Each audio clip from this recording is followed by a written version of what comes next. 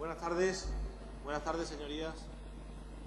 Reanudamos la sesión del Pleno correspondiente al día de hoy, al día 27 de octubre del 2011. El punto del orden del día número 5 son propuestas de pronunciamiento de la Cámara. Propuesta de pronunciamiento de la Cámara número 10. Instando a la Cámara a requerir del Gobierno de España que no derogue el apartado 1 del artículo 8 de la Ley Orgánica 11/2007 de 22 de octubre, reguladora de los derechos y deberes de los miembros de la Guardia Civil, y a no aplicar a estos lo dispuesto en el artículo 13 de la Ley Orgánica 9/2011 de 27 de julio de derechos y deberes de los miembros de las Fuerzas Armadas, formulada por la agrupación de diputados de Izquierda Unida Verde SIES. Tiene la palabra, por tanto, para su defensa, por parte de la agrupación de diputados de Izquierda Unida Verde SIES y por un tiempo máximo de 10 minutos, su portavoz, el señor Escobar Muñoz.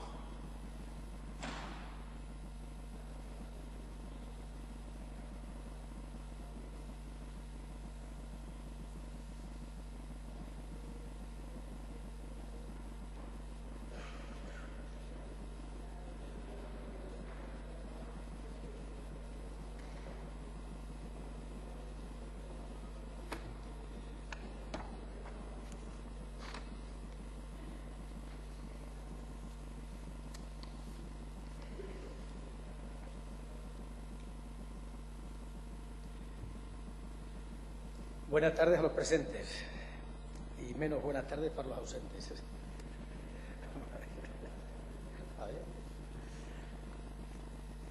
Bien, señorías, el próximo mes de diciembre la Constitución española cumplirá 33 años.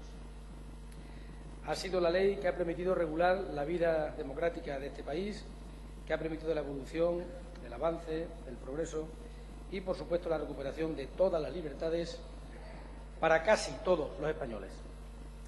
Sigue habiendo grupos de ciudadanos que, por su circunstancia profesional, histórica, pues no han conseguido que la Constitución llegue hasta los últimos rincones y afecte a todos los ciudadanos españoles.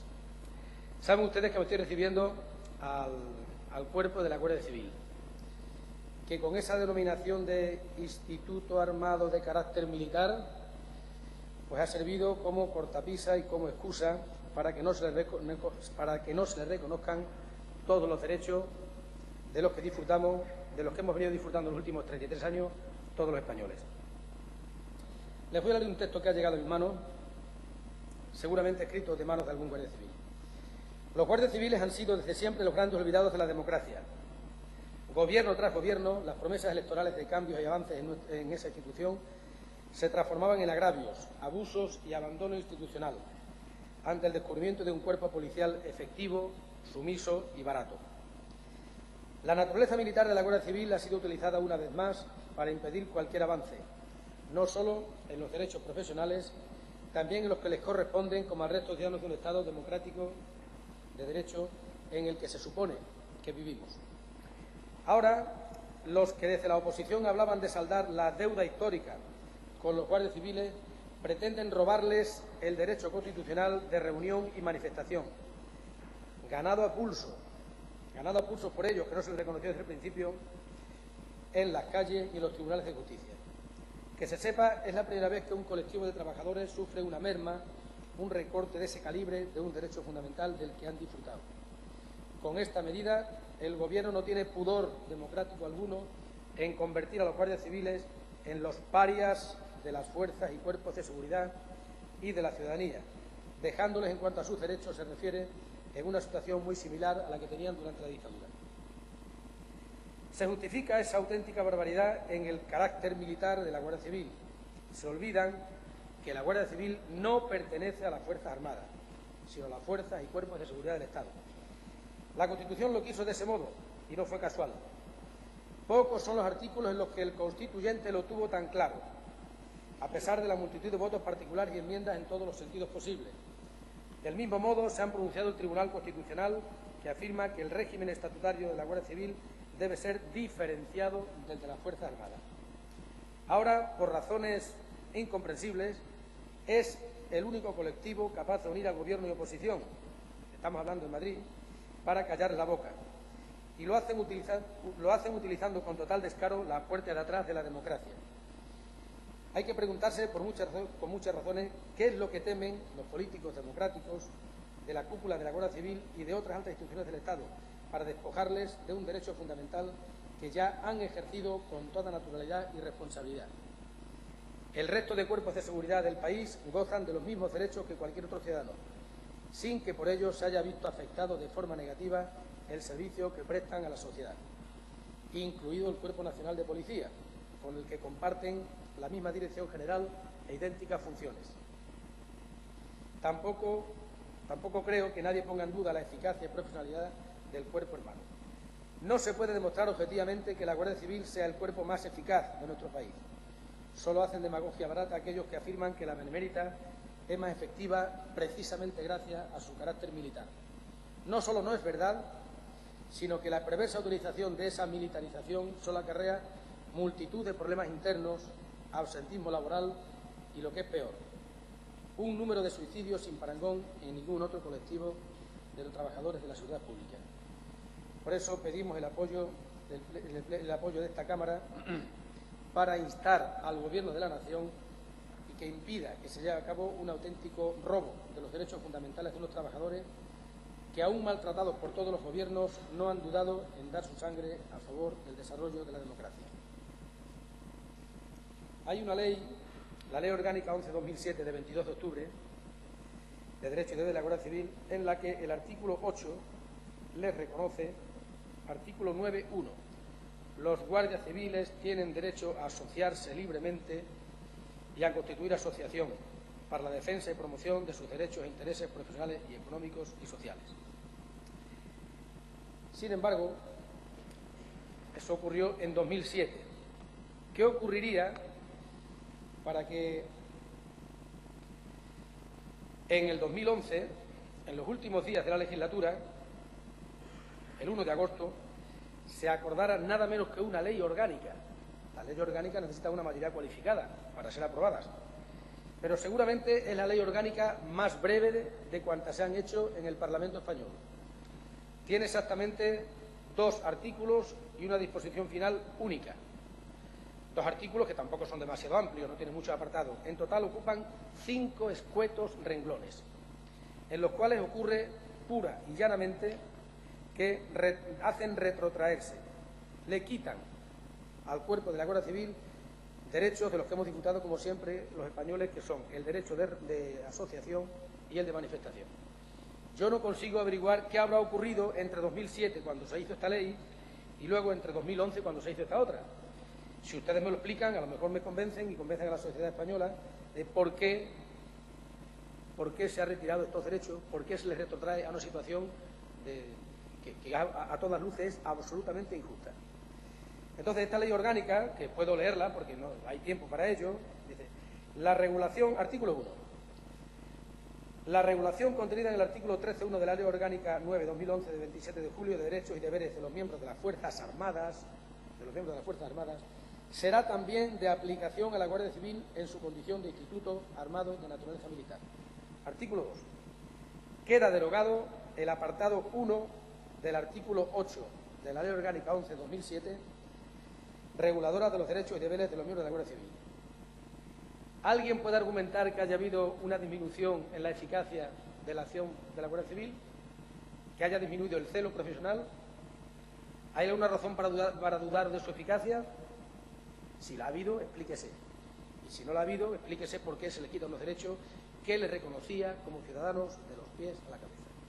Entonces, creo que es fácil reconocer que esto se ha cometido una injusticia con el benemérito cuerpo, al que con frecuencia le decimos toda clase de halagos y de reconocimiento público, pero luego no conviene que tengan demasiadas libertades que no sabemos cómo las van a utilizar. Esa libertad de asociarse y de manifestarse la han tenido y nadie puede argumentar, ni siquiera un trocito así, que haya habido alguna merma. Seguramente en el cuerpo de la Guardia Civil, que es un colectivo muy amplio, muy jerarquizado, habrá diferentes puntos de vista sobre esta propuesta que hacemos. Pero les aseguro, señor Monago, que esto está mucho más a favor, es mucho más compartido por los guardias rasos, por los altos cargos de la jerarquía. Naturalmente, el colectivo más numeroso son los guardias rasos. Son los que necesitan ese reconocimiento de derechos. Los que están en otros escalones de la jerarquía disfrutan de derechos a los que no tienen acceso, naturalmente, la mayoría del cuerpo. Por lo tanto, espero de la comprensión, de la sensibilidad democrática, del respeto a la Guardia Civil y del sentido común de todos ustedes, que esta Cámara inste al Gobierno de la Nación a que ese retroceso en los derechos se quede sin efecto y les queden tal como estaba en la Ley Orgánica 11/2007, en la que dice que los guardias civiles tienen derecho a asociarse libremente y a constituir asociaciones para la defensa, promoción de sus derechos e intereses profesionales, económicos y sociales. Nada más, muchas gracias. Muchas gracias, señoría. Seguidamente, en turno en contra o de fijación de posiciones, los grupos parlamentarios de menor a mayor dispondrán de un tiempo máximo de 5 minutos cada uno de ellos. Por parte del Grupo Parlamentario Socialista, PSOE Regionalista, el señor Escribano Sánchez.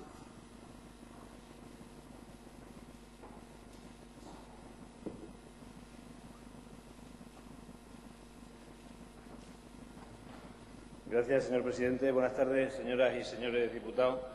He vuelto a salir por el mismo sitio donde salía cuando estaba en la anterior legislatura colocado a este lado para no perderme. Me lo pedía la cosa, me lo pedía el cuerpo y lo he creído conveniente. Quiero dar la bienvenida, en primer lugar, a los miembros de la Asociación Unificada de la Guardia Civil que hoy han querido asistir a este debate interesante y, además, un debate que yo creo que no hay que tomarlo desde una perspectiva jurídica, ni mucho menos, y en el caso nuestro, en el caso del Grupo Parlamentario Socialista Regionalista, nos vamos a dedicar a ello desde la perspectiva de que son, ni más ni menos que trabajadores de una administración pública, la española, y de que son ciudadanos que tienen también sus derechos y libertades públicas. Podríamos hacer referencia a que, con carácter general, la Constitución española, en el artículo 21, reconoce el derecho de reunión pacífica y sin armas, pudiendo prohibirlas las autoridades cuando existan razones fundadas, evidentemente, de alteración del orden público con peligro para las personas y para los bienes. El desarrollo legal de este precepto constitucional se lleva a efecto a través de la Ley Orgánica 3/83 de 15 de julio, reguladora del derecho de reunión.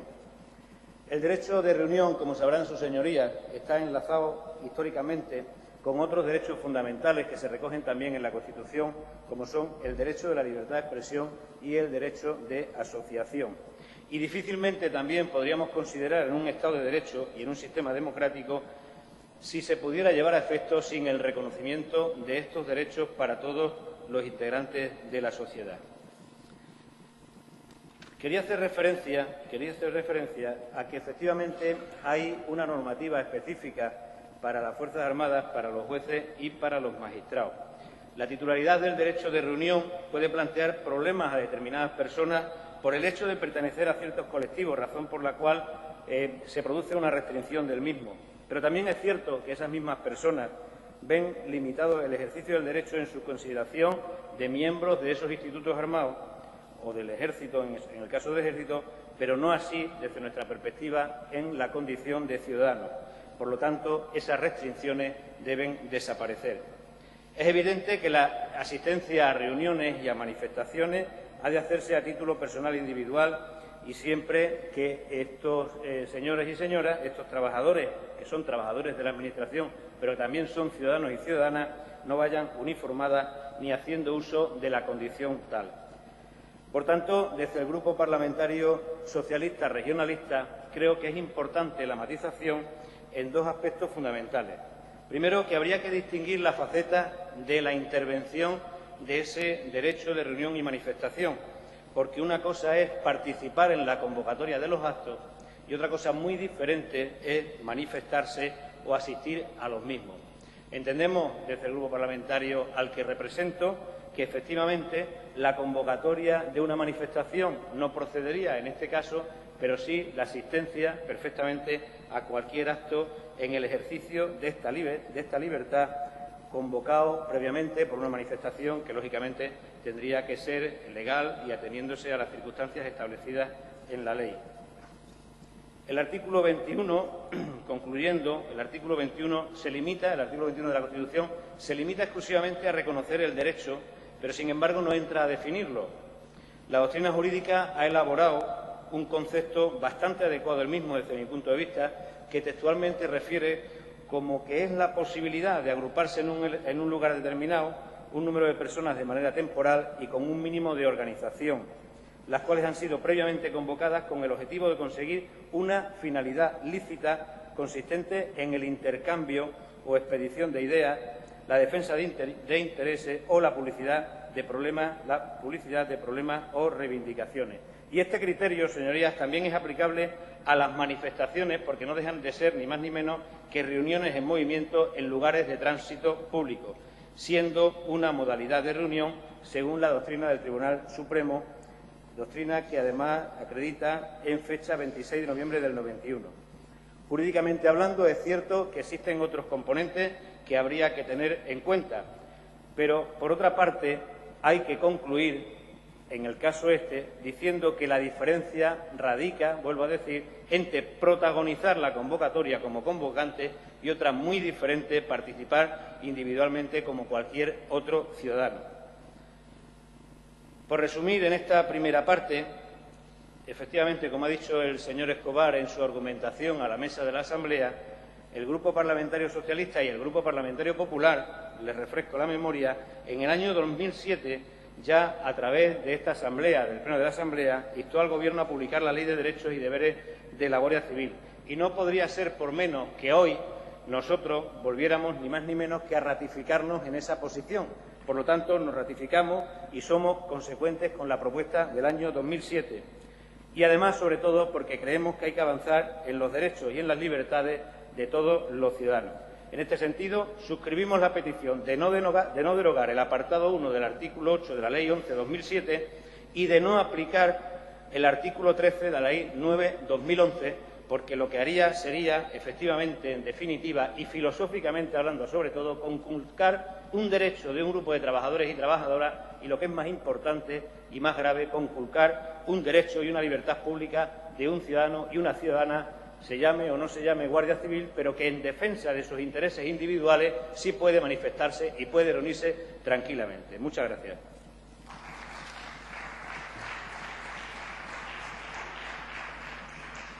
Gracias, señoría. Por el Grupo Parlamentario Popular Extremadura Unida, el señor Cantero Calvo tiene la palabra por tiempo de 5 minutos.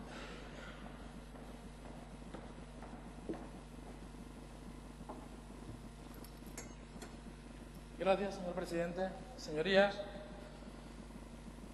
hacer mía y extensivas también la bienvenida al sindicato de guardias civiles que hoy se encuentran presentes entre nosotros y, desde luego, por entender también que es una cuestión no legal, sino política, y tampoco por cuestión de callar bocas, sino de hacer justicia, reconocimiento de derechos, cuando, en definitiva, de lo que se trata, o por lo menos desde el Grupo Parlamentario Popular, lo que queremos es esa Guardia Civil de futuro, de presente y de futuro. Por eso comparezco ante todos ustedes para fijar la posición de mi grupo parlamentario.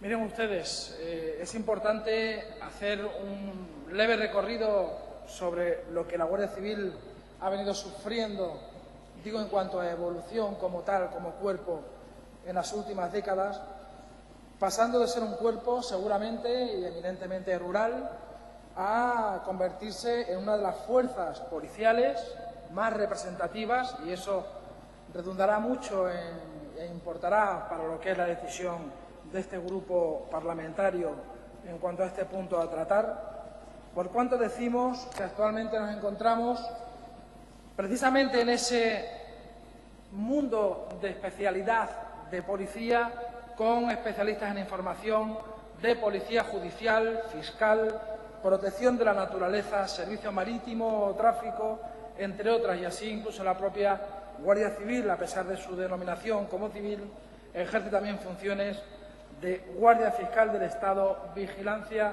del mar territorial, custodia de costas, fronteras, puertos, aeropuertos y vías de comunicación, control de armas y explosivos, tráfico interurbano, la seguridad de centros penitenciarios y traslado de presos. Desde luego que es una relación de especialidades que tenemos que tener en consideración y que nunca, estoy convencido, el duque de Ahumada pudo llegar a imaginar la dimensión de la implantación de algo que en nuestros días, en España, se nos antoja como esencial, y en uno, sin duda, también de los cuerpos de seguridad con más competencias y más competente del mundo. Y por ello, entre otras cosas, queremos aprovechar desde este grupo parlamentario para expresar nuestro más sincero reconocimiento a tan respetable, benemérito cuerpo de la Fuerza de Seguridad del Estado, que es la Guardia Civil.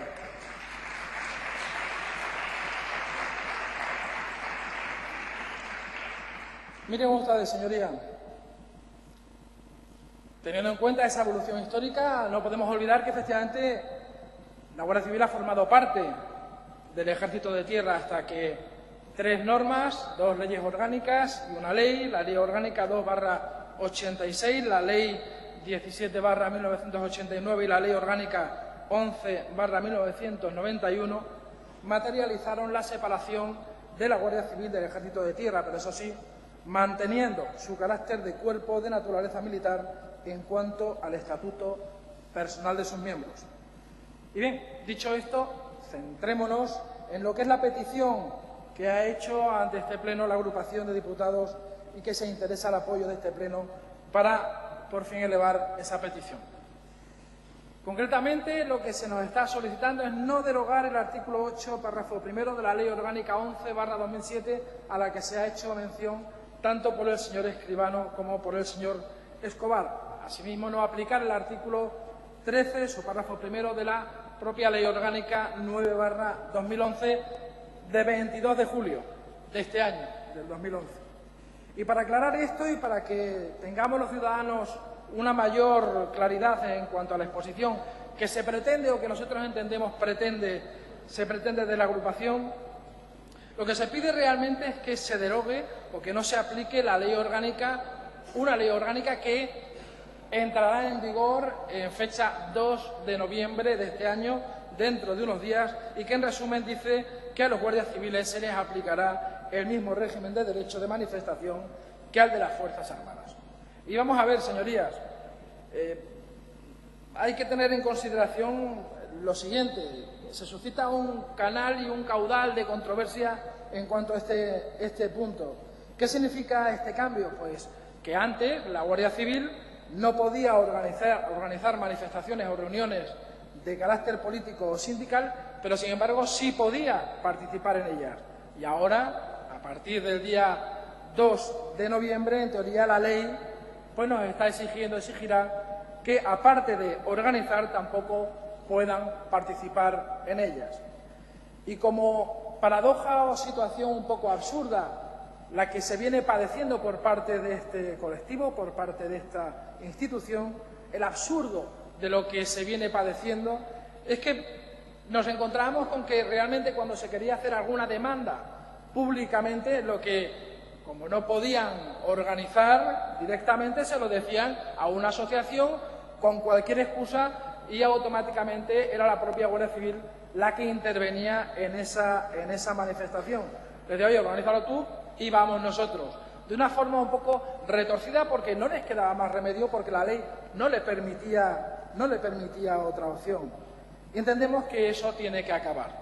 Nosotros, desde luego, a fecha de hoy, desde luego que entendemos que la ley es clara. La ley nos determina, a fecha de hoy, que como cuerpo militar que es, dice literalmente, vistiendo el uniforme o haciendo uso de su condición militar, no podrá la Guardia Civil organizar, participar ni asistir en lugares de tránsito público, a manifestaciones o a reuniones de carácter político, sindical o reivindicativo, tal y como venía sucediendo actualmente y generalmente generando y conteniendo una controversia que se ponía y se enfrentaba a lo que era la propia ley con los propios tribunales. Bien, se ha hecho mención por parte de algunos de mis antecesores en la palabra en cuanto a que hay sentencias del propio Tribunal Constitucional que entiende que efectivamente esto tiene que girar en el sentido de provocar un reconocimiento de derechos implícitos a la Guardia Civil al margen de lo que se determina o de las limitaciones a las que actualmente se encuentran sujetos. Por eso... Señoría, vaya terminando. Por eso, ya terminó, señor presidente, es por lo que este grupo parlamentario, repito, de forma coherente en todo momento, con su postura en cuanto a la consideración de este cuerpo que se merece todo nuestro reconocimiento y consideración, entiende que la solución legal adoptada en el seno del Congreso de los Diputados debe ser reconsiderada y, por tanto, hemos de votar que sí a la iniciativa planteada por la agrupación de diputados Izquierda Unida Verdes y Ex. Muchas gracias.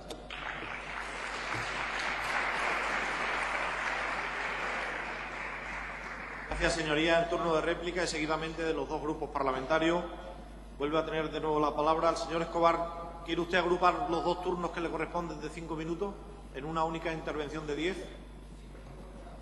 Bien, pues agrupa usted los dos turnos y dispone de una intervención de 10 minutos por la agrupación de diputados Izquierda Unida Verdes y Ex.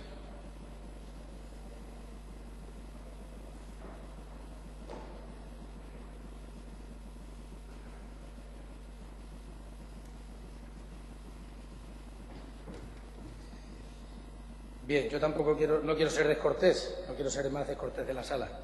Y quiero dar la bienvenida a los representantes de la Asociación Unificada de la Guardia Civil y a los representantes del Sindicato Unificado de Policía, que con su presencia están expresando la solidaridad con el cuerpo hermano. Creo que es un ejemplo excelente de solidaridad y de compañerismo. Sean bienvenidos. Bien, yo me preguntaba antes qué podría haber ocurrido entre 2007 y 2011 para que se recortaran derechos de esa manera tan brutal, podría decir, ¿no? Y luego, rebuscando entre los papeles, creo que he encontrado una pequeña respuesta. Y es que tengo aquí en las manos una sentencia, la 847 del Tribunal Superior de Justicia de Madrid, de la Sala de lo Contencioso, en la que, bueno, pues en un mal día, que todo el mundo lo tiene, el subdelegado del Gobierno de Madrid, el día 7 de septiembre del 2010, acordó que no se celebrara una manifestación que tenían pedida para ese mismo mes. Entonces se hizo el correspondiente recurso, se reclamó, estoy diciendo en 2010, está entre esas dos fechas que yo decía, y les leo solamente el final de la sentencia, que dice: fallamos, estimamos el recurso interpuesto por la procuradora doña Alicia tal, en nombre y representación de la Asociación de Unión de la Guardia Profesional de la Guardia Civil, así como el acumulado 649-2010 formulado por el procurador don Domingo José, etcétera, en nombre y representación de la Asociación Unificada de Guardias Civiles, contra la resolución dictada por el subdelegado del Gobierno en Madrid el día 7 de septiembre de 2010, y en la que acuerda, le he dicho que un mal día lo tiene todo el mundo, que no se celebre la manifestación que habían convocado para el día 18 del mismo mes y año. Resolución que declaramos nula de pleno derecho, porque no es ajustada a derecho y vulnera el derecho fundamental de reunión de los miembros de la Guardia Civil, revocando la prohibición de manifestación del próximo 18 del 9 del 2010, comunicada por los recurrentes, que podrán celebrar en la forma solicitada. Las costas se abonarán, etcétera, etcétera. Esto es lo que pasó entre 2010 y 2011. Y entonces no sé si algún miembro del Gobierno, alguien se puso nervioso de que podía ser, no digo peligroso, inquietante, preocupante, el disfrute de estos derechos por parte del colectivo de la Guardia Civil, que naturalmente saben que de uniforme y con armas no pueden acudir a ninguna manifestación. Están por ahí los artículos, eso no entra en discusión. Así que me alegro de la sensibilidad mostrada y de la receptividad mostrada por los portavoces del Grupo Parlamentario Socialista, el Grupo Parlamentario Popular, y les felicito porque seguramente Extremadura va a marcar un punto de arranque. Espero y deseo que en otras comunidades, en otros parlamentos autonómicos, esta iniciativa se lleve adelante y si hay un clamor por todos los territorios de España reclamando que a la Guardia Civil no se le recorten esos derechos de los que hasta hace poco han disfrutado, pues entonces que demos un paso adelante para reconocer el derecho de ciudadanía pleno a este colectivo al que todos le debemos mucho. Nada más. No necesito consumir el resto del tiempo. Muchas gracias. Gracias, señoría. En turno de réplica por el Grupo Parlamentario Socialista PSOE Regionalista, el señor Escribano Sánchez, por tiempo de 5 minutos.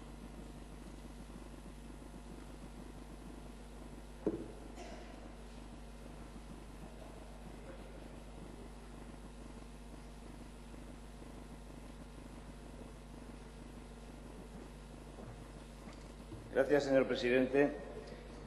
Yo también voy a intentar ser muy rápido. Al margen de ratificarnos en lo dicho anteriormente con respecto a la manifestación que hemos hecho, que nos parecía totalmente legítima y que nos parecía procedente por dos cuestiones fundamentales. Primero, porque nos ratificamos en la posición que ya tuvimos en el año 2007 en este mismo Parlamento. Y segundo, porque no deja de ser ni más ni menos que un reconocimiento a un grupo de trabajadores y a unos ciudadanos que están en perfecto derecho de ejercer sus libertades públicas. Me alegro de que lo que hoy se ha hecho aquí suponga ni avanzar ni más ni menos que en la democracia, porque dos grupos políticos y una agrupación o tres grupos políticos, me da igual, yo no entro en denominaciones de origen, pero vamos a hablar, tres grupos políticos se pongan de acuerdo en una iniciativa democrática de avance en la consolidación de derechos y libertades y además se pongan de acuerdo en reconocer que la Guardia Civil de hoy día, democrática, eficaz, me parece fundamental.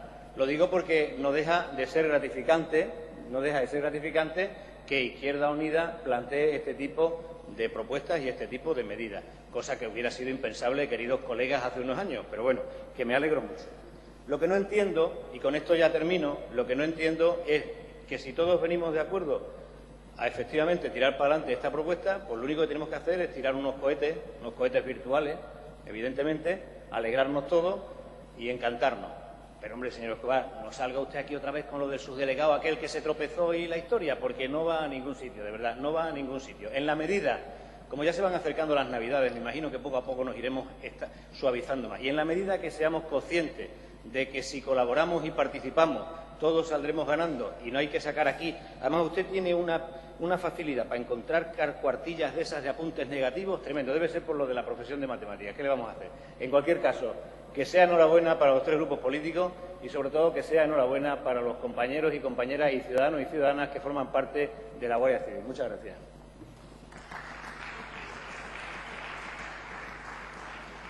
Gracias, señoría. Para cerrar el debate por el Grupo Parlamentario Popular Extremadura Unida como grupo mayoritario, tiene la palabra el señor Cantero Calvo por tiempo de 5 minutos.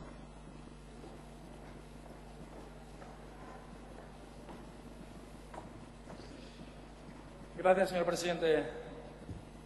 Haciendo también mías las consideraciones de mis antecesores en la palabra en cuanto a que no voy a agotar los 5 minutos, ni mucho menos, simplemente dejar claro que en atención a los puestos, ratificar desde luego la intención de voto afirmativo de este grupo parlamentario a la iniciativa planteada por la agrupación de diputados, y así será mientras que la Guardia Civil mantenga ante todo su naturaleza y su espíritu, esa naturaleza que siempre la ha caracterizado y que quienes, si se me permite la licencia por vivirlo personalmente y familiarmente, ese sentimiento de la Guardia Civil, como digo, el poder reclamar públicamente sus demandas no alterará de ninguna forma esa naturaleza de la que hablo y de la que sigue estando patente ahora mismo en el siglo XXI, basada en la disciplina, el sacrificio, el honor para seguir sirviendo y protegiendo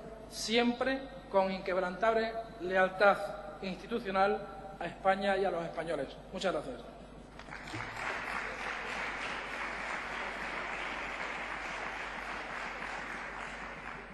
Gracias, señorías. Concluido el debate de la propuesta de pronunciamiento, señorías, procedemos a iniciar la votación.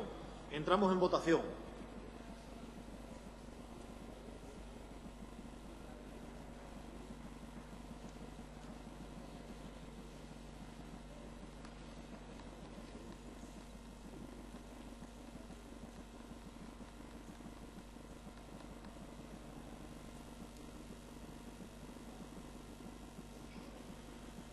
Gracias, señorías. El resultado de la votación es el siguiente. Presentes 63, votos a favor 63, ninguno en contra, ninguna abstención. Queda aprobada por unanimidad de los presentes la propuesta de pronunciamiento. Punto 6 del orden del día, interpelaciones. El sexto punto del orden del día está formado por la interpelación número 5 sobre la política general de la Junta de Extremadura en orden al desarrollo progresivo de la aplicación de la Ley de Promoción de la Autonomía Personal y Atención a Personas en Situación de Dependencia, formulada por la señora Mateos Nogales. Tiene la palabra la autora de la iniciativa, señora Mateos Nogales, por tiempo de 10 minutos.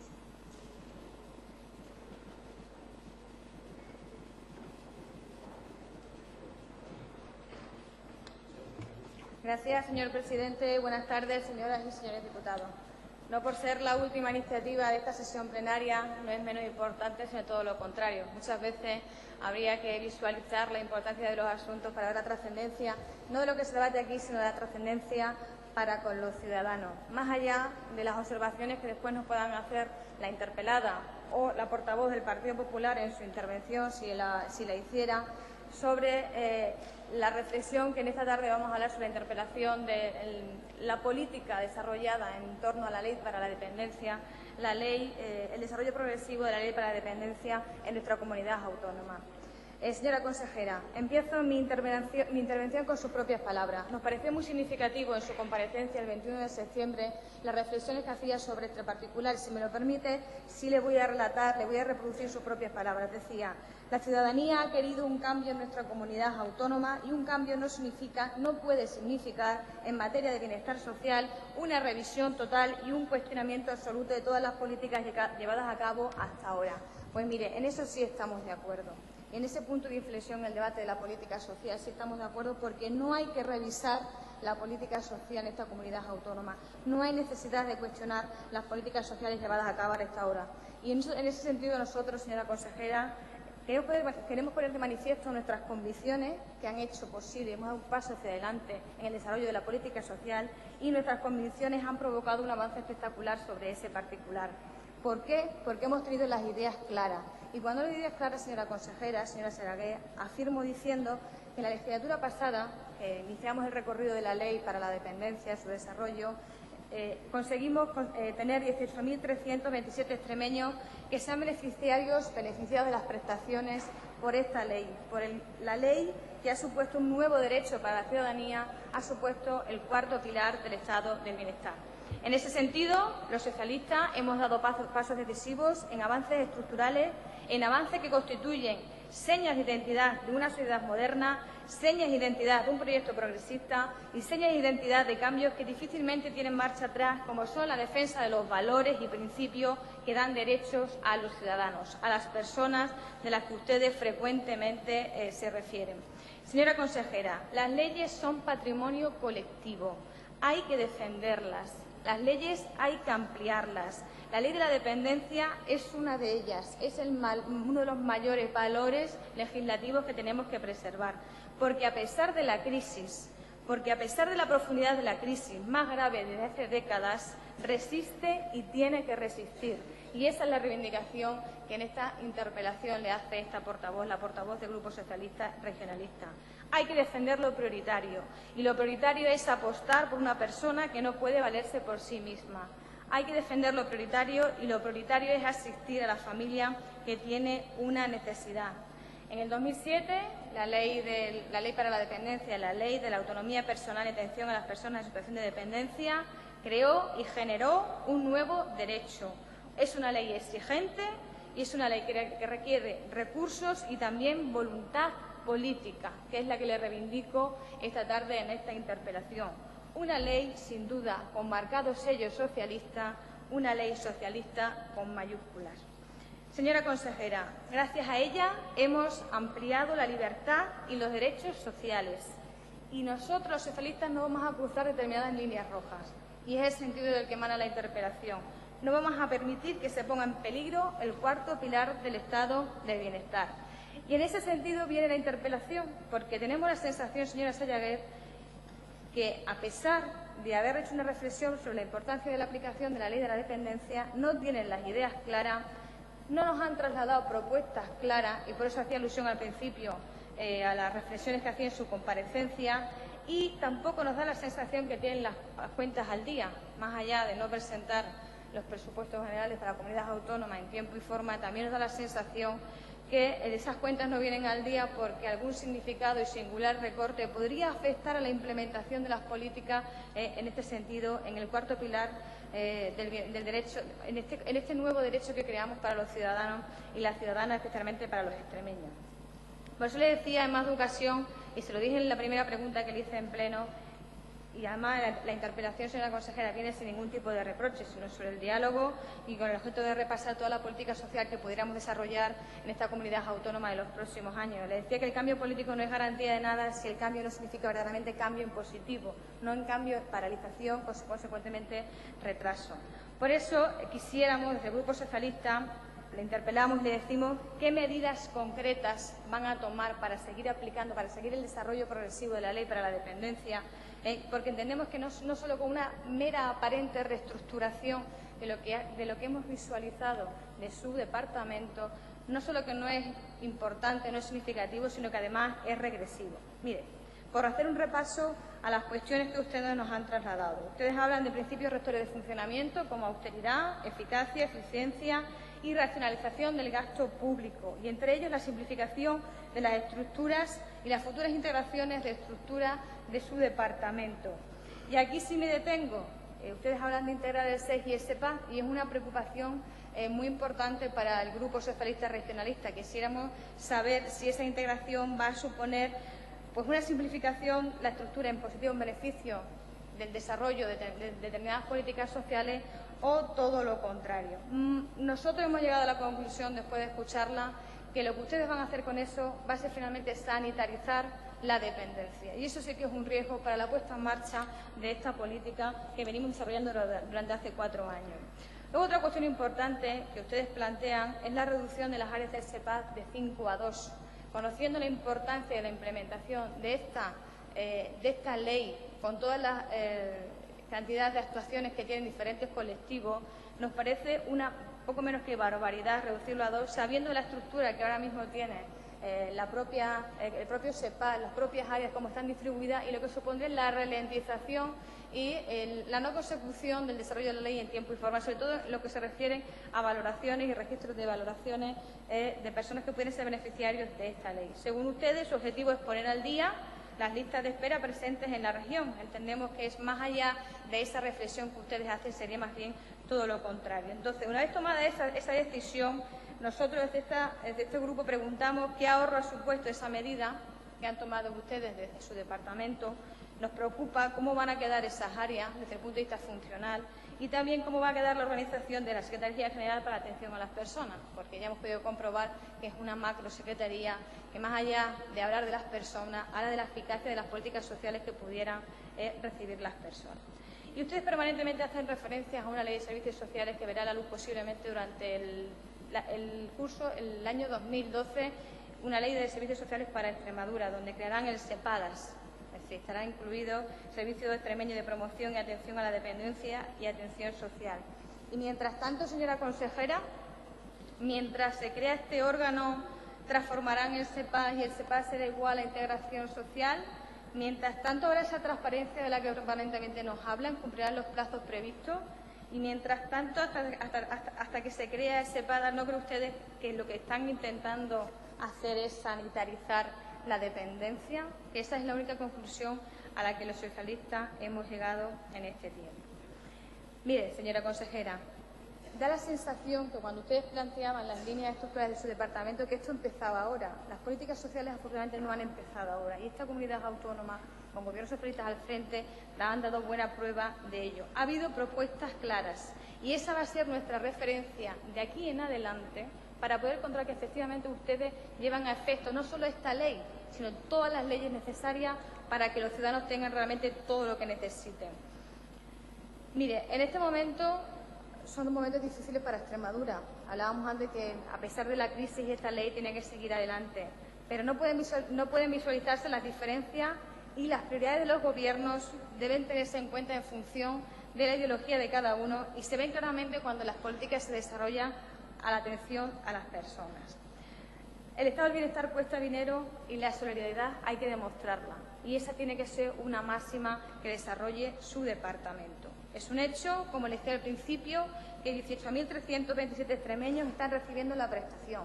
Es un hecho que somos la 5ª comunidad autónoma que más solicitudes tiene en relación a su población. Es un hecho que somos la 6ª en dictámenes. Y es un hecho que somos la 9ª en personas beneficiarias de alguna prestación económica o servicio. Y hablamos antes de que esto no empieza ahora, sino que esto es un antes y un después, o una ahora y un luego de aquellos que hemos estado desarrollando las políticas en esta comunidad autónoma.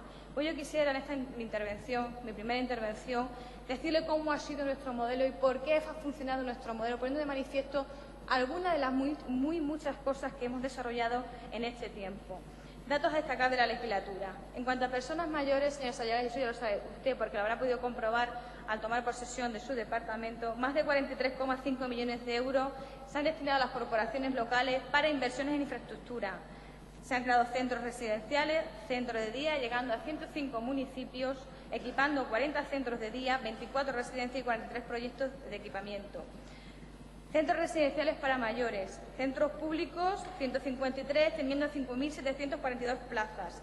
Centros de demencia 2, 198 plazas. Centros privados 74, 5.351 plazas. Total, 229, 11.291 plazas. Son plazas dirigidas para residencias, para atención directa a nuestros mayores. Coste de mantenimiento. El gasto destinado a estas políticas de atención a personas mayores dependientes y autónomas, que como usted bien sabe es contemplado en capítulo 1, capítulo 2, 4, 6 y 7, han pasado en la legislatura pasada de tener 114 millones de euros a 234 millones de euros. Hemos desarrollado programas de envejecimiento activo y hemos desarrollado programas para personas con discapacidad. En la legislatura pasada se destinaron más de 111 millones de euros a la atención de personas con discapacidad, un 39% de crecimiento con respecto al 2007 y el 2010. 64 centros ubicados en 34 localidades, un total de 5.400 plazas en el año 2010. Señoría, vaya terminando, por favor. Igualmente lo hicimos, termino, señora presidenta, igualmente lo hicimos con personas con trastorno mental grave, con deterioro cognitivo y al propio desarrollo de la ley para la dependencia. Esta inversión pasó en el año 2007 de 19 millones de euros a 300 millones de euros en el año 2010. Estas son acciones concretas, medidas concretas que hemos hecho los socialistas en esta legislatura pasada, en estos tiempos, con ideas claras, propuestas para nuestros mayores. Y termino brevemente, señora presidenta. El motivo de la interpelación es que ante esta incógnita que se nos desvela en estos tiempos, más allá de la propia reestructuración que pudiera desarrollarse desde su departamento, lo que nos interesa verdaderamente es la implementación de estas políticas. Y como el presupuesto es una incógnita en estos momentos, sí hay unas señas de identidad, más allá del análisis cualitativo, sí hay un análisis cuantitativo de lo que vamos a desarrollar. Por tanto, ¿qué medidas van a poner en marcha para dar continuidad a la ley de la dependencia? ¿Está, señora consejera, en disposición de garantizar un marco de financiación estable para la aplicación de la ley? Recortes, capítulo 4, capítulo 2, capítulo 6. ¿Asegurarán que todas las personas en situación de dependencia tengan y mantengan este derecho? ¿Qué pasarán con los servicios que reciben los ciudadanos? ¿Continuarán en la senda de la creación de empleo en este sector? ¿Qué nos esperan con ustedes, señora consejera? ¿Recortes, parálisis, retrocesos?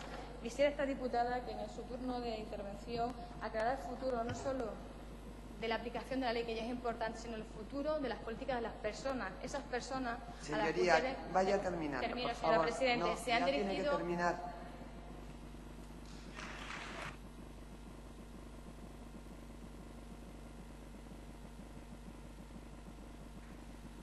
Por el Gobierno de Extremadura tiene la palabra la señora consejera de Salud y Política Social por tiempo de 10 minutos.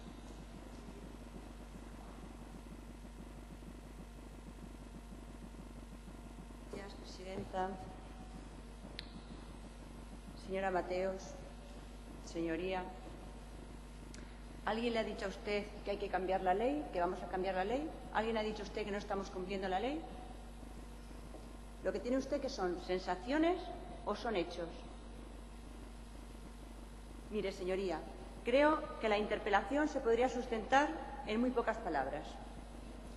Desarrollar la aplicación de la Ley de Promoción de la Autonomía Personal y Atención a Personas en Situación de Dependencia de acuerdo con lo que establece la propia ley. Es que no puede ser de otra manera y, además, el Gobierno de Extremadura no quiere que sea de otra forma. Señora Mateos, el mundo existía antes de que el Partido Socialista gobernara en España y sigue existiendo después de que ustedes dejaran de gobernar en Extremadura.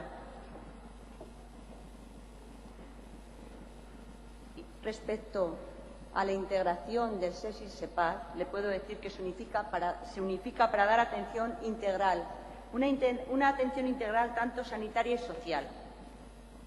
Y se reducen las gerencias, pero no se reducen los funcionarios, solo los gerentes. El SEPAD, mientras tanto, seguirá igual. Y de estandarizarse nada, sino de lo que se trata es de una atención integral a las personas, porque las necesidades de las personas, como he dicho antes, son holísticas. Quiero recordarle que la Ley de Dependencia fue aprobada con los votos favorables del Partido Popular y que sus trabajos fueron iniciados cuando gobernaba en España. Señoría, lo he dicho ya varias veces, los gobiernos del Partido Popular no recortan derechos y, en el caso concreto del Gobierno de Extremadura, ya referí en el pleno anterior, está solucionando la situación de déficit y de recortes que ustedes nos dejaron.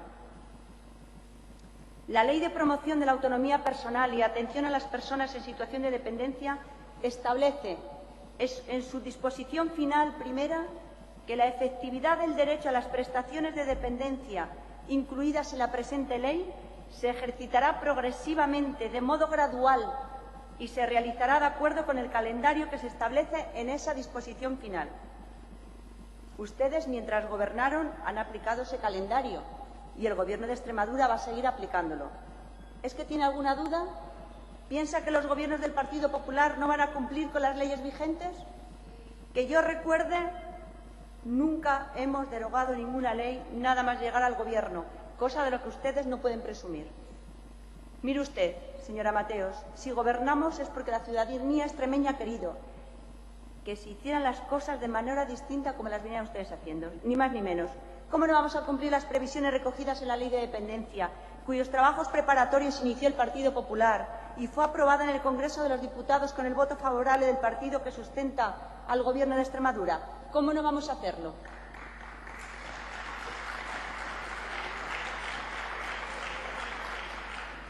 Señora Mateos, estoy segura más bien que usted conoce perfectamente el calendario de implantación progresiva de la Ley de Promoción de la Autonomía Personal y Atención a Personas en Situación de Dependencia. Pero puesto que me interpela sobre cómo vamos a realizar el desarrollo progresivo de la aplicación de la ley, voy a recordarlo. En este año 2011 y en el próximo 2012 están siendo y serán efectivos los derechos a las prestaciones establecidas a aquellas personas que sean valoradas en el grado 1 de dependencia moderada, nivel 2, mientras que en 2013 y 2014 la efectividad de los derechos corresponderá a las personas valoradas en el grado 1 de dependencia moderada, nivel 1. Dependencia moderada que se produce cuando la persona necesita ayuda para realizar varias actividades básicas de la vida diaria, al menos una vez al día, o tiene necesidades de apoyo intermitente o limitado por su autonomía personal, que corresponde a una puntuación en el BVD, baremo de valoración de dependencia, de 25 a 49 puntos, en concreto de 25 a 39 para el nivel 1 y de 40 a 49 para el nivel 2. A fecha 1 de octubre tenemos valoradas 3.923 personas y 5.852 de grado 1, nivel 1, un porcentaje ligeramente por encima de la media nacional del total de las personas valoradas. En cualquier caso, le resumo. La aplicación progresiva de la Ley de Dependencia se finalizará el 31 de diciembre del 2014, ni más ni menos que lo que marca la ley. En cualquier caso, nunca menos. Nosotros no vamos a ir más allá de lo que establezca la legislación y normativa estatal, nunca. Nosotros no limitaremos derechos a los ciudadanos extremeños en situación de dependencia, aunque así lo posibilite una norma de la Administración General del Estado. Nosotros, señoría, no vamos a hacer lo que hizo el anterior Gobierno. El Real Decreto Ley 8/2010, el de la congelación de las pensiones, el de los recortes salariales a los funcionarios, el del recortazo del Gobierno del que formaba parte el señor Rubalcaba, establece que las cuantías en concepto de efectos retroactivos de las prestaciones económicas previstas en la Ley de Promoción de la Autonomía Personal y Atención a las Personas en Situación de Dependencia podrán ser aplazadas y su abono periodificado en pagos anuales de igual cuantía.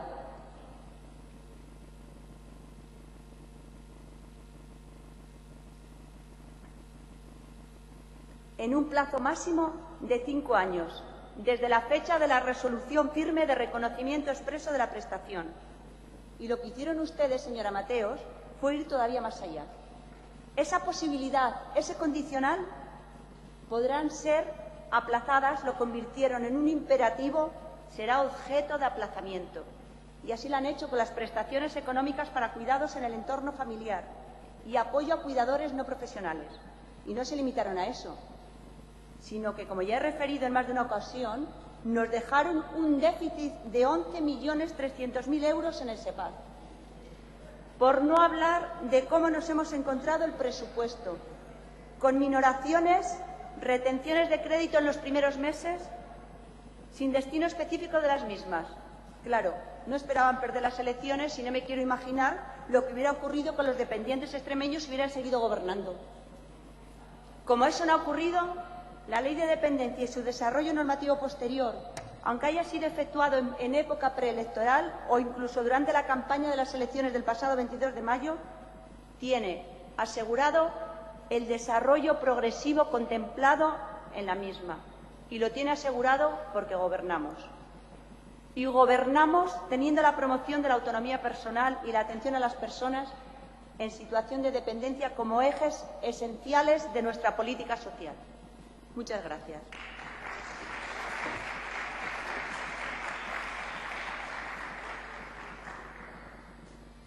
Muchas gracias, señora consejera. En turno de réplica tiene la palabra la autora de la iniciativa, señora Mateos Nogales, por un máximo de 5 minutos.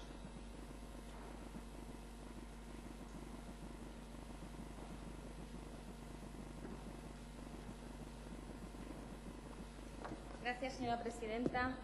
A ver, señora Sayagué, cese al que haya escrito eso de que la ley la aprobaron ustedes. La ley la llevamos los socialistas al Gobierno, gobernando los socialistas del Gobierno. Así que ya le puedo decir al que le ha escrito el papelito que lo cese, porque eso no es verdad. Y esta ley salió de un acuerdo de la Comisión del Pacto de Toledo. Juntos todos, y nosotros llevamos esta ley al Parlamento. Así que no demos la vuelta a la información de forma torticera y nos llevemos el gato al agua cuando nos interesa, porque esta ley tiene paños socialistas. Eso sí, faltaría más que encima eludieran su responsabilidad de implementación, como están haciendo homólogos suyos en otras comunidades autónomas, que excuso decirle porque es más que vergonzoso, vergonzante que usted suba a la tribuna diciendo que su partido, ustedes, los que están pendientes de la ley, no la van a implementar cuando ya tenemos modelos de otras federaciones en las que sí lo están haciendo. Mire, señora consejera, desarrollar la ley ahora es su responsabilidad. Nosotros lo hemos hecho durante 4 años, ahora tienen que hacerlo ustedes. Y le insto a que cuando dé datos en la tribuna, porque los voy a cotejar, así tenemos acceso al SISAT, al informe mensual, donde podemos ver las valoraciones y registros de cada una de las personas, usuarios, que pueden ser beneficiarios de la Ley de Prestación para la Dependencia, voy a comprobar si eso efectivamente es así o no es así. Pero ya le digo que usted aquí falsea los datos. Y si no, cuando le pregunten al pleno, diga aquí por qué pagaron ustedes 1.330 y tantas valoraciones solo, no más. Porque ustedes tienen la responsabilidad de hacer ampliaciones de crédito para seguir pagando aquellas que ya están resueltas a la cartera de Hacienda. Y no lo han hecho. Y les advirtieron de que lo hicieran, entre otras cosas. Tampoco lo hicieron. O porque no sabían, o porque no querían, o porque el presupuesto era una incógnita, o porque ustedes van a reducir el capítulo 4. Porque ustedes saben que tenemos necesidades de créditos para poder seguir pagando las prestaciones de hasta 80 millones de euros. ¿Puede usted asumir en esta tribuna que van a llegar a 80 millones de euros? ¿Puede usted asumir que van a seguir pagando las inversiones para la implementación de la ley? ¿Puede usted aquí asumir en la tribuna que no va a haber recortes de personal que se dediquen a hacer esas valoraciones que no están sujetas a la reestructuración de las áreas del SEPAD? ¿Lo puede afirmar y garantizar en esta tribuna? Yo creo que no está en disposición de decir esas cosas, porque no tienen presupuesto, no saben cómo lo van a hacer y no saben cómo van a aplicar la ley. Y viene aquí, me cuenta 2 cosas, se da la vuelta, se sienta y no me dice absolutamente nada, ni en pregunta, ni en comisión, y aquí en la interpelación tampoco, porque vamos a interpelar y no nos va a llevar absolutamente ningún tipo de información. Y la aplicación de la ley es su obligación. Y a los usuarios no le llega la aplicación de los niveles y grados tal y como está establecida en la misma, porque eso que usted me ha dicho aquí lo dice la ley. Si es que no me dice nada nuevo, tendrá que hacerlo ya. Es que hay que aplicar el grado 1. Y usted sabe que hay un acuerdo de las comunidades autónomas al 50%, ¿no? Que ustedes van a exigir al Estado. Va a haber elecciones. El Estado habrá que seguir exigiéndole. Pero usted tiene una responsabilidad desde la comunidad autónoma. ¿Va a hacerlo también, señora Sayagué? ¿No puede que subir esta en la tribuna y confirmarlo? Esa es su responsabilidad y su obligación. Y lo tiene que hacer como responsable de la consejería. Mire, dice que no hay recortes.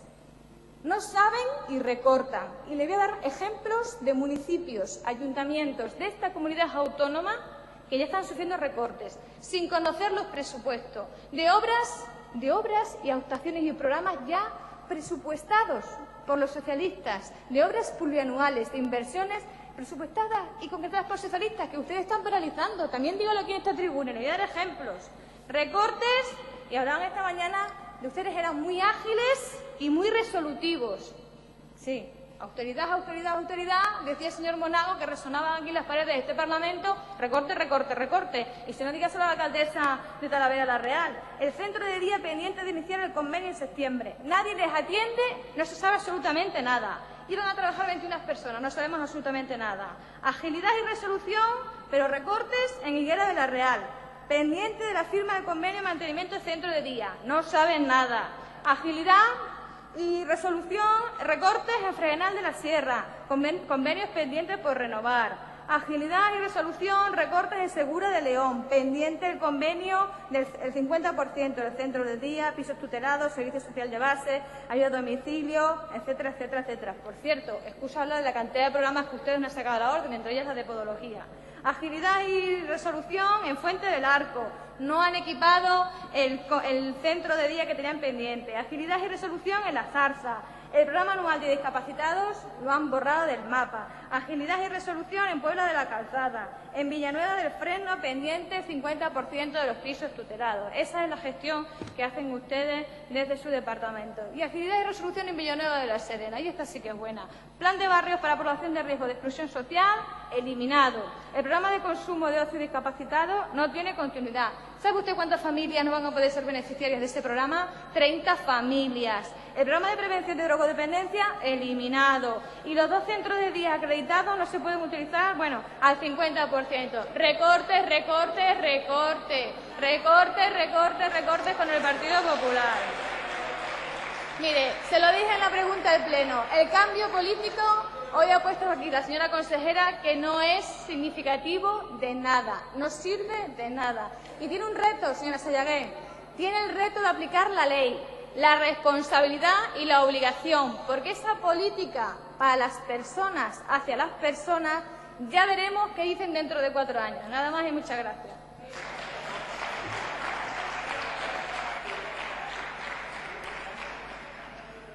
Gracias, señora Mateos Nogales. Por el Gobierno tiene la palabra la señora consejera de Salud y Política Social por tiempo de 5 minutos.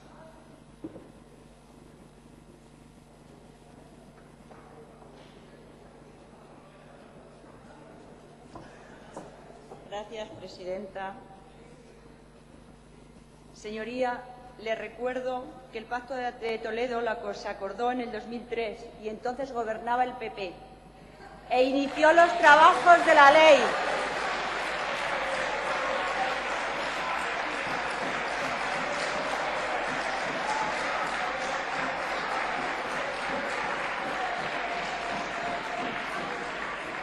E inició los trabajos de la ley. Y si usted...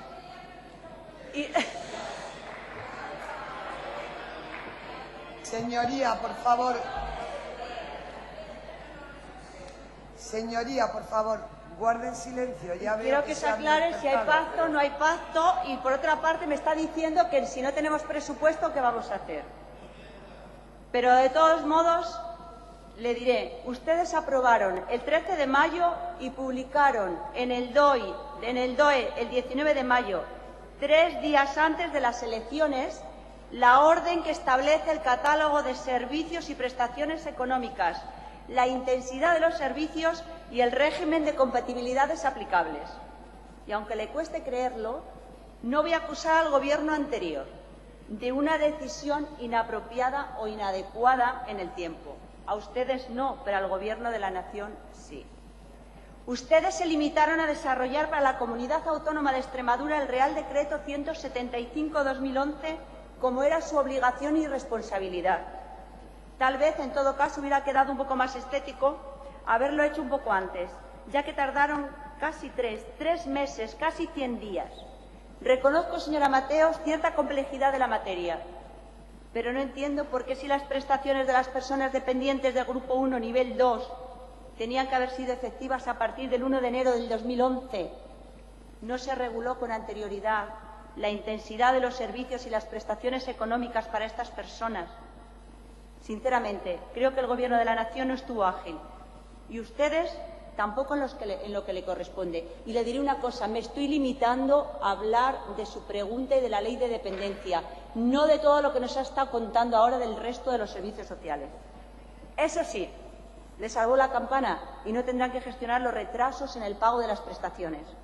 Sin embargo, esto no les va a servir de consuelo a las personas que han visto retrasada la percepción efectiva de sus derechos y que por decisión de ustedes no podrán cobrar la primera anualidad de los efectos retroactivos de la prestación económica para cuidados en el entorno familiar, además del apoyo a cuidadores no profesionales hasta el mes de marzo del próximo en principio. Por eso, digamos, me sorprende un poco el motivo de la interpelación. 100 días del Gobierno actual para resolver 100 días de retraso del anterior.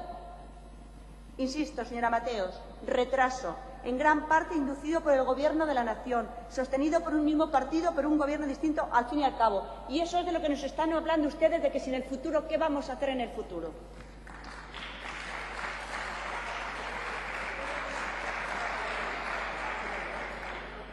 Pues bien, señora Mateos, señorías, ya hay personas dependientes con grado 1, nivel 2, que están recibiendo prestaciones. Es decir, que la ley se está aplicando a pesar de los retrasos ajenos a nosotros.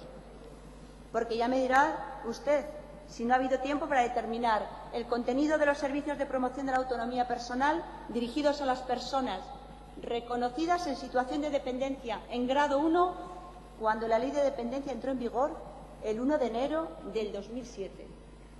Es que resulta que se ha publicado en el BOE el pasado 22 de agosto, ya está bien. Porque no solo son retrasos de publicación en el BOE y en el DOE, son también retrasos producidos por la situación económica con la que hemos recibido el SEPAD. Y reitero, que no voy a volver a mencionar porque todas sus señorías la conocen, cosa que ya he explicado en más de una ocasión. A 31 de octubre vamos a tener, según nuestras provisiones, 2.039 expedientes, que supondrá un desembolso de 1,5 millones de euros aproximadamente. Estamos esperando la documentación necesaria para que el Consejo de Gobierno apruebe las modificaciones presupuestarias necesarias para comenzar a pagar las prestaciones a partir del 31 de octubre, que no serían necesarias si ustedes hubieran presupuestado adecuadamente. Sin embargo, señorías, no solo vamos a cumplir las previsiones de aplicación de la Ley de Dependencia, sino que vamos a mejorar la gestión. Hemos comprobado, además, una asimetría en el tiempo de valoración de los expedientes y en el volumen mensual de resolución de entre las distintas antiguas gerencias. Y llevaremos a cabo las medidas necesarias para garantizar la equidad para todos los ciudadanos que vivan en toda Extremadura. Por otra parte, el proceso de acceso a residencias, por las dos vías, tiene una elevada complejidad burocrática que no está de acuerdo con los tiempos actuales y con nivel de vanguardia en la sociedad de la información de la que el anterior Gobierno hacía gala. Hasta 8 tareas burocráticas distintas, cada una con varias actividades. Se precisa para que una persona acceda a una residencia como prestación reconocida de la Ley de Dependencia. Estamos estudiando las acciones de mejora oportunas que implantaremos a la mayor brevedad posible. El acceso a través de la vía del decreto 8896 para los no dependientes es todavía más complejo. Terminando, diré que en esta difícil etapa de crisis económica todos debemos trabajar en la misma dirección, en la que conduce a mejorar las condiciones de vida de las extremeñas y extremeños, sobre todo de los que más protección precisan. Muchas gracias.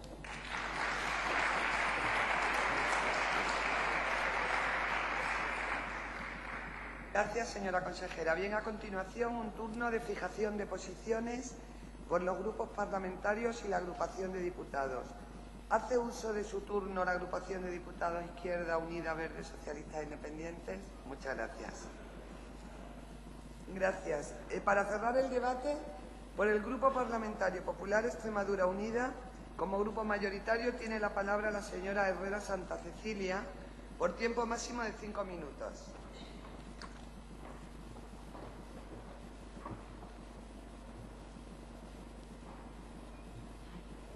Gracias, señora vicepresidenta. Buenas tardes, señoras y señores diputados. Hoy es mi primera intervención en esta legislatura compareciendo en nombre de mi grupo, el Partido Popular Extremadura Unida, para fijar la posición en esta interpelación realizada por el Grupo Socialista a la consejera de Salud y Política Social. Y sean, por lo tanto, mis primeras palabras para felicitar al nuevo Gobierno y, en este caso especialmente, a la consejera de Salud y Política Social, así como a todo su equipo por el gran trabajo que están realizando.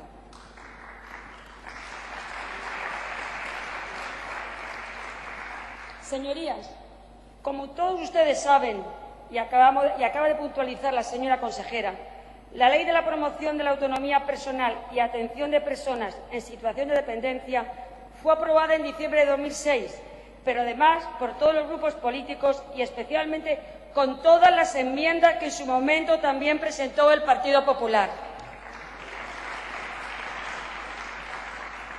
Y teniendo un poquito de memoria histórica, que a ustedes les gusta mucho, les recuerdo que esta ley entraba en vigor en enero de 2007 y que hasta octubre de ese mismo año no empezaron en Extremadura a realizarse las primeras valoraciones a los usuarios, que en este periodo de tiempo se iniciaban con los dependientes de gran invalidez.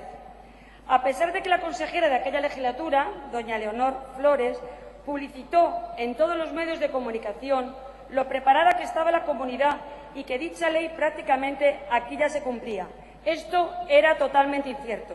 Extremadura no estaba preparada para ello. No solamente no se dispusieron los mecanismos necesarios para las valoraciones y puesta en marcha de la misma, sino que ni tan siquiera habían realizado las previsiones económicas necesarias. Por lo que muy pronto, señores del Partido Socialista, recuerden, empezó a haber una gran lista de espera, un sinfín de problemas y, sobre todo, teniendo en cuenta la gran publicidad que ustedes le habían dado a la ley. Esto fue como el sistema del infierno.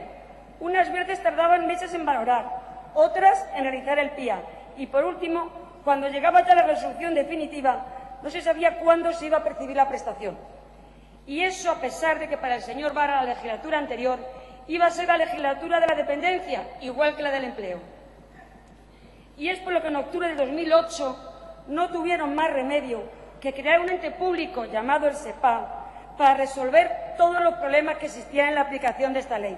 Organismo que dio mucho que hablar y que, según ustedes, iba a ser el maná y iba a solucionar todos los problemas existentes. Pero fue la falta de personal, la descoordinación y formación de los equipos de valoración, la falta de formación e información también que en el personal que debía atender a los usuarios había, así como la falta de recursos económicos, hizo que en agosto del año siguiente tuvieron que seguir parcheando con un plan de choque que no dio resultado. Esto demuestra una vez más que para el Partido Socialista, quieran o no quieran, la política social es un tema residual y todo lo hemos visto, como cuando ha gobernado Zapatero, y así lo ha dicho mi consejera, que ha sido el presidente de los mayores recortes sociales de la historia de España. Recortó el sueldo de los funcionarios, las pensiones a los mayores y a los dependientes. Señorías, la ley de la dependencia en Extremadura ha sido un calvario para todos los usuarios y sus familiares, hasta el extremo que muchos de ellos se han marchado sin haber recibido el derecho al que eran beneficiarios. Por eso, señoría, vuelvo a felicitar a la señora consejera, a su equipo, que ha sabido coger, si me lo permite el presidente o la presidenta, el toro por los cuernos y desde el primer momento y después de haber hecho una radiografía de la situación existente, se ha puesto a trabajar. Se ha encontrado con un agujero de 11.300 millones de pesetas. Y, por supuesto, le digo a la portavoz del Partido Socialista que el Partido Popular no trabaja mediante sensaciones. Por esto se ha puesto a trabajar en beneficio de los ciudadanos, de sus familias, fortaleciendo los servicios sociales de base con una nueva ley que muy pronto va a estar en el Parlamento. Le felicito también porque, como usted dijo en su primera intervención, señora consejera, en su primera comparecencia, la transparencia guiará el acceso a las prestaciones de la ley y los ciudadanos podrán recibir mediante el plan de calidad los servicios adecuados en su justo tiempo. Se acabaron las políticas de las ocurrencias que existían en nuestra comunidad, lanzando en bombo y platillo promesas incumplibles y que después se buscaba la forma de tratar de acercarlas a la realidad. Y acto seguido se ponían en marcha con otro gancho que sustituía la promesa que nunca se terminó de realizar. Por todo ello, señora consejera, no solamente le vuelvo a felicitar, sino que me pongo a su disposición para colaborar con usted en todo lo que sea necesario y, sobre todo, en lo principal, para que los ciudadanos de Extremadura reciban sus prestaciones y vean cumplidos sus derechos como marca la ley. Nada más. Buenas tardes.